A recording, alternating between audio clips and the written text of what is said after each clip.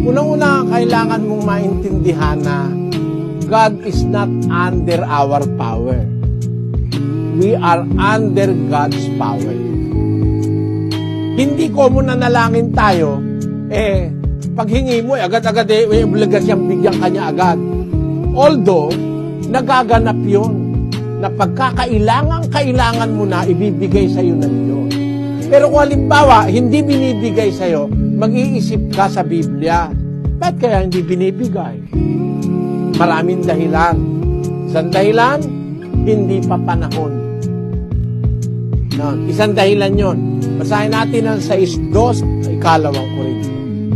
Sapagkat sinasabi niya, sa panahong ukol, kita'y pinakinggan, at sa araw ng pagliligtas, kita'y sinaklolohan.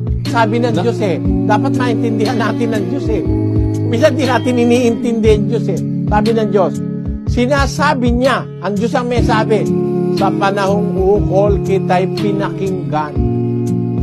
Ang Diyos pala, may panahong ukol. Hindi siya pwedeng pabigla-bigla na kahit hindi panahon. Halimbawa, gusto ko na pong mag-asawa, tatay may gatas pa labi mo, gusto mo lang mag-asawa. Para mga bata ngayon, 13 anyos, 12 anyos, umaalembong na. Gusto na ng lalaki. Wala pa, hindi pa sa panahon yun. Hindi pa dapat, parang ganon, kapatid.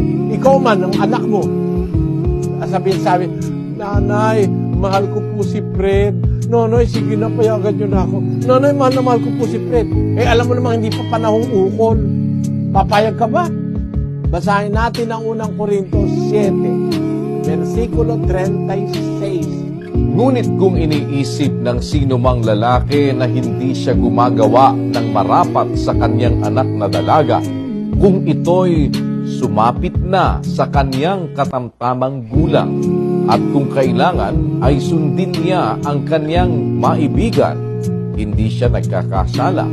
Bayaang mag-asawa sila. Tamo kapatid, may panahong ukol Kung halimbawa, yung anak mo nagwawala, gustong mag-asawa, pinipigilan mo, bata pa. Kung sumapit na ang kanyang katamtamang gulang at kailangan sundin na niya ang kanyang maibigan, bayaan mo siyang mag-asawa, hindi ka nagkakasala.